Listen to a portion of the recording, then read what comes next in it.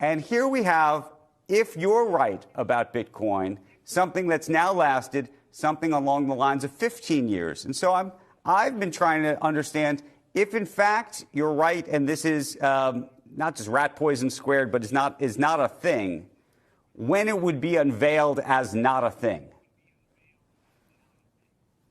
That's predicting when speculation will end, or when the gambling instinct will go away, and when more people want to get out than are getting in. And I have no way of.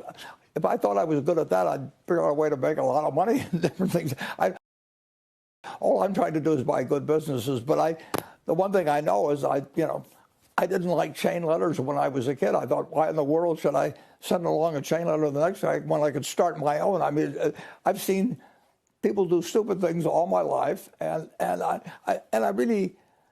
empathize with that. I mean, people like to play the lottery. They're going to get 60 cents back on the dollar or whatever the number may be, and states essentially the numbers racket was something that you avoided, and then the government decided it was a source of revenue, and it's very hard to tell people that if they're going to put a tax on essentially a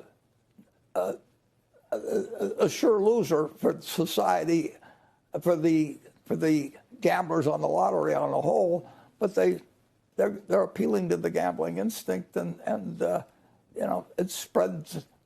I mean, people love the idea they're going to make more money tomorrow, and it really drives them crazy if their next door neighbor is making a lot of money not knowing what they're doing, and they're just sitting there, and their spouse is saying, why is that guy getting a second car, and why are we missing this whole thing? And the gambling instinct is so strong, and you had millions of people that were getting checks in the money and sitting home and finding out that they could have a roulette wheel in their house, and they had all the appeals of gambling that are used to get people to go to Las Vegas, and you can do it in your home, and they had money, and we've had an explosion of gambling essentially, and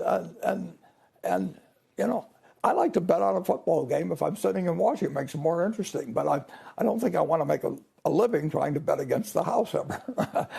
I want to. If I were to get into gambling, I would want to own the roulette wheel and not be a roulette player. But we haven't done that. But people all the time. Well, actually, on my honeymoon, in my first marriage, we're talking when I was 21, and we went through Las Vegas population of about 20,000. A bunch of fellows from Omaha. And other places had bought the Flamingo after Bugsy Signal met his maker sooner than he expected, and they welcomed me in because they all knew my Uncle Fred.